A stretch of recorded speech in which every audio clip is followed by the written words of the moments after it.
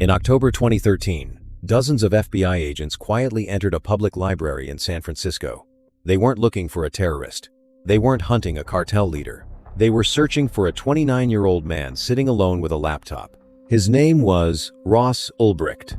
To everyone around him, he looked completely ordinary. A young man wearing jeans, headphones on, typing quietly in the science fiction section. No bodyguards, no weapons. No sign that he was one of the most wanted criminals in America. But the agents weren't watching Ross. They were watching his laptop. Because the moment he closed it, years of evidence could disappear forever. The hard drive was protected by powerful encryption. If the screen locked, the FBI might never be able to prove who he really was. So they waited. Every movement had been rehearsed. Every second mattered. Then one undercover agent walked toward a nearby table. Another followed behind. Without warning, the two men began arguing loudly. Their voices echoed through the quiet library. People turned to look, including Ross. For less than 3 seconds, his eyes left the screen. That was all the FBI needed. An agent rushed in from behind.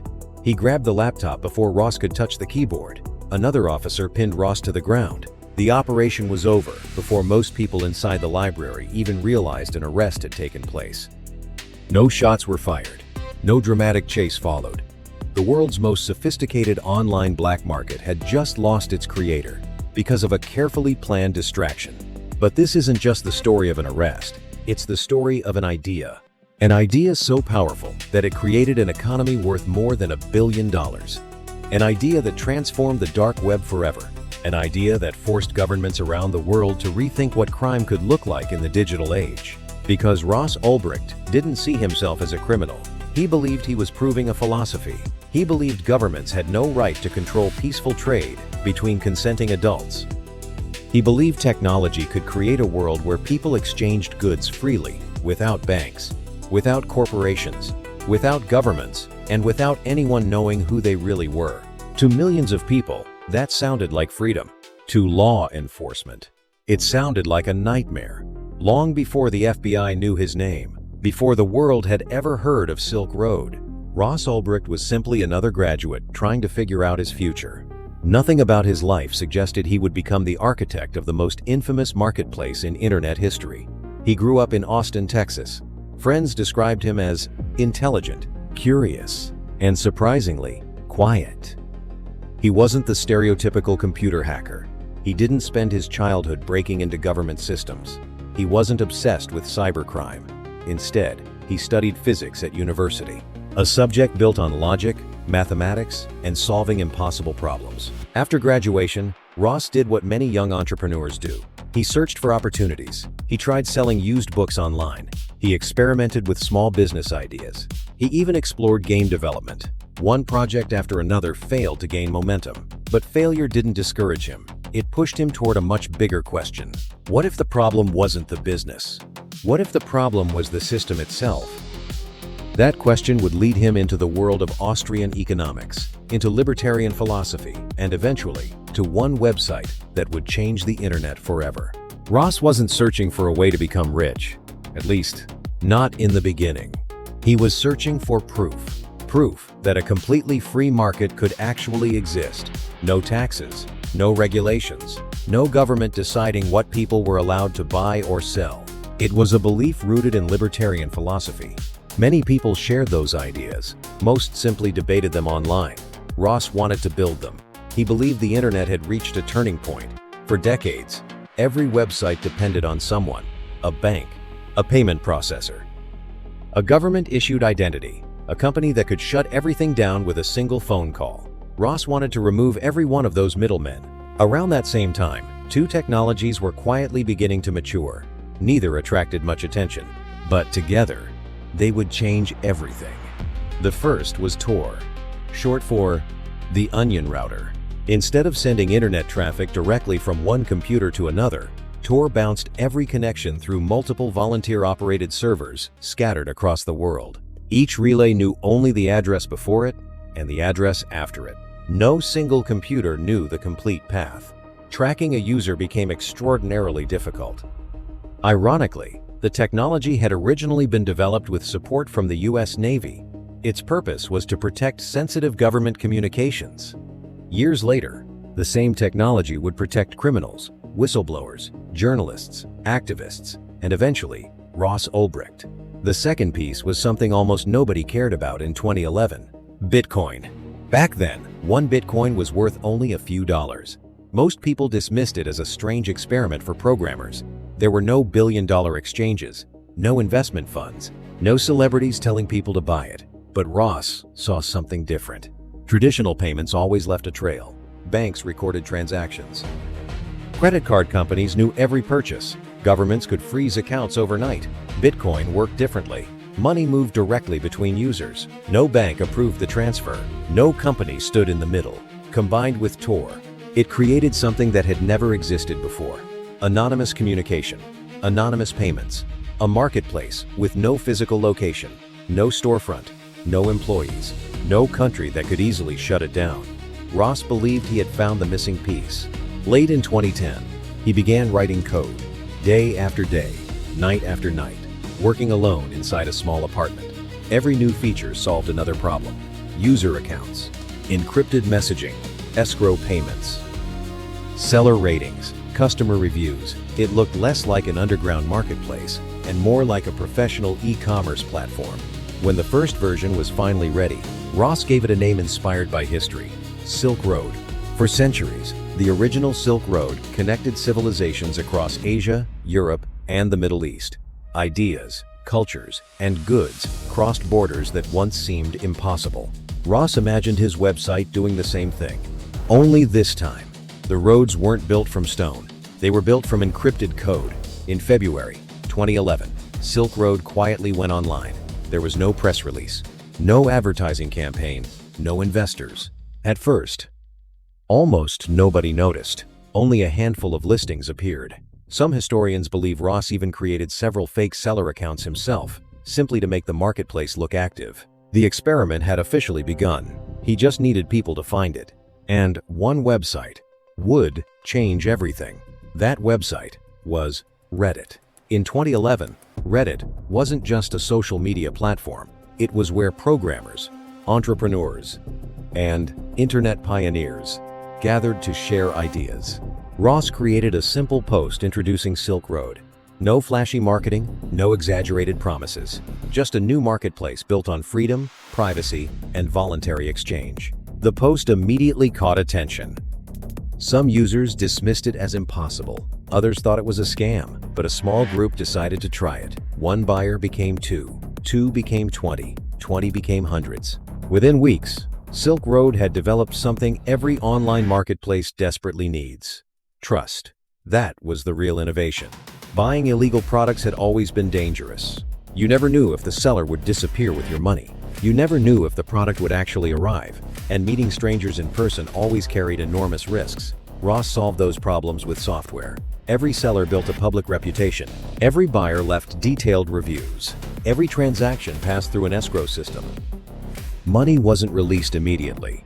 Silk Road held the payment until the buyer confirmed delivery. If something went wrong, the platform acted as the referee. It wasn't very different from eBay or Amazon. The only difference was what people were buying. Soon, marijuana listings were joined by cocaine, then MDMA, then heroin. Prescription drugs appeared. Counterfeit documents followed. Eventually, hacking tools, malware, and stolen digital accounts found their way onto the platform. Interestingly, Ross drew one line he refused to cross.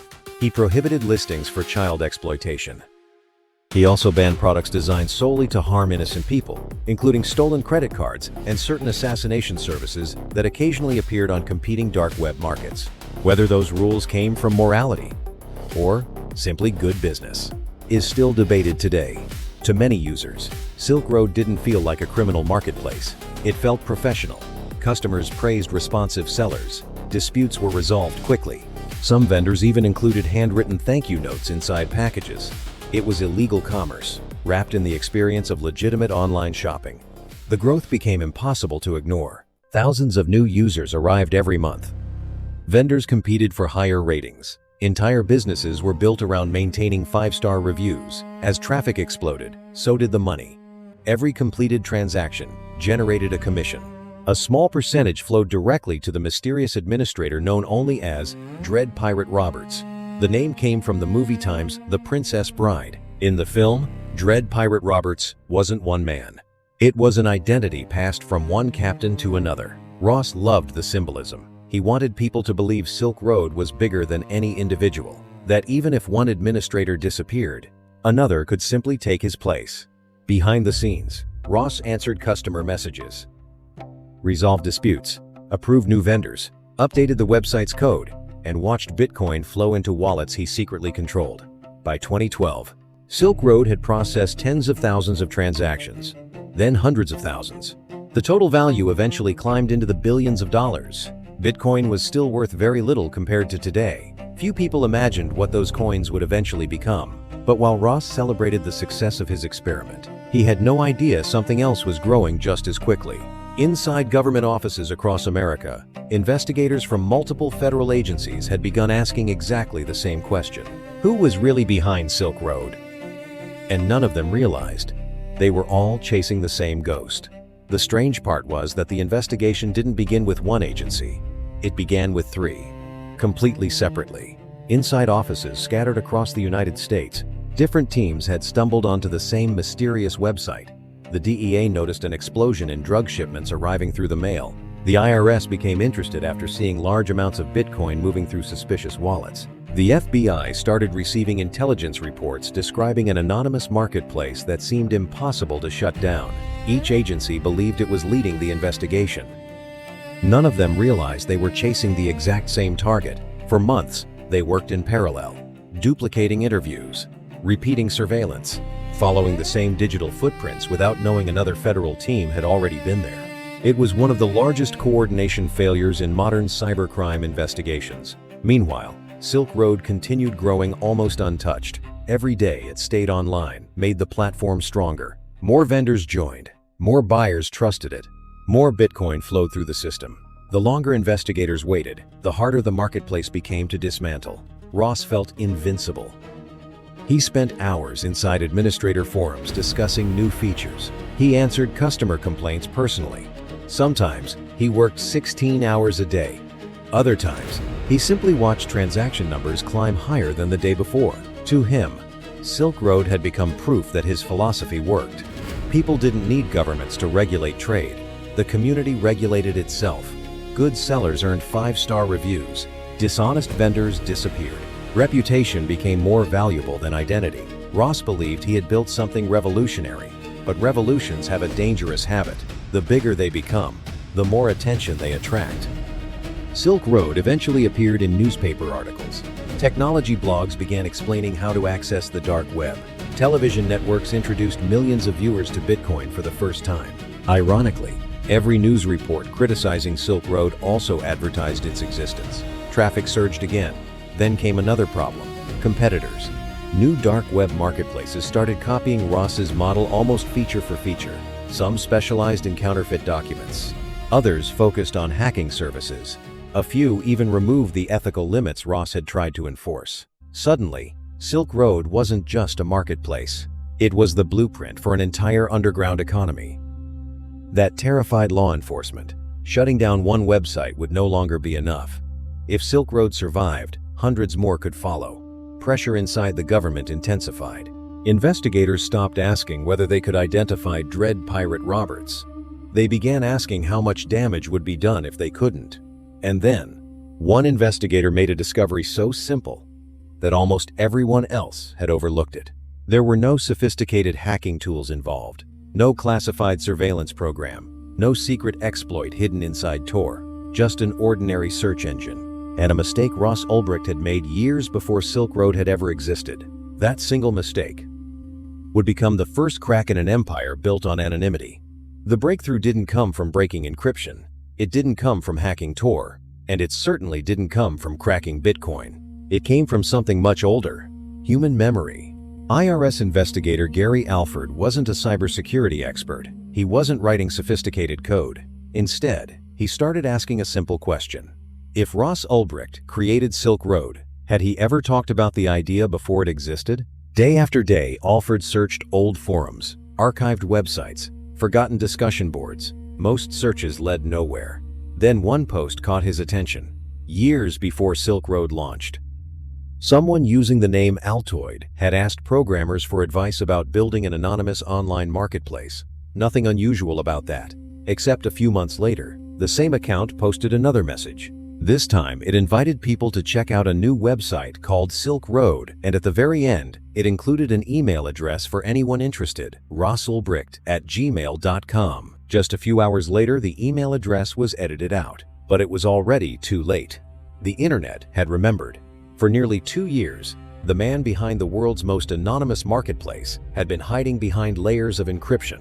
Yet one forgotten forum post, written long before Silk Road even existed, had quietly preserved his real identity. Investigators suddenly had a name, a face, a history. From that moment on, Ross Ulbricht was no longer just the mysterious Dread Pirate Roberts. He became a real person the FBI could follow, and once they knew who he was, finding the server became the next obsession. Once agents identified Ross, the investigation accelerated. They secretly traced Silk Road's infrastructure to a server hosted in Iceland. Working with international authorities, investigators created a forensic copy of the server without alerting its administrator. For the first time, they could read private messages, transaction histories, financial records, years of conversations hidden inside the marketplace. But there was still one problem. Digital evidence alone wasn't enough. The FBI needed Ross sitting in front of an unlocked laptop. If he pressed one key, or simply closed the screen, the encryption could lock investigators out forever. So they waited. Not outside his apartment, not at an airport, but inside a quiet public library in San Francisco. On the 1st of October 2013, Ross sat alone with Silk Road's administrator panel open. 2 undercover agents suddenly staged a loud argument nearby. Ross instinctively looked away. In that brief moment, another agent seized his laptop before he could close it. Seconds later, the man known as Dread Pirate Roberts was under arrest. In 2015, Ross Ulbricht was sentenced to 2 life sentences plus 40 years without parole. The punishment shocked even many legal experts. Years later, a growing movement argued that the sentence had gone far beyond the crime. Then, in January 2025, everything changed. Ross received a full presidential pardon and walked out of prison a free man. To some, he was a dangerous criminal. To others, a political prisoner punished for an idea. Perhaps Silk Road's greatest legacy wasn't the marketplace itself. It was proving that in the digital age, the most powerful battles are no longer fought with guns. They're fought with code, privacy, and competing visions of freedom.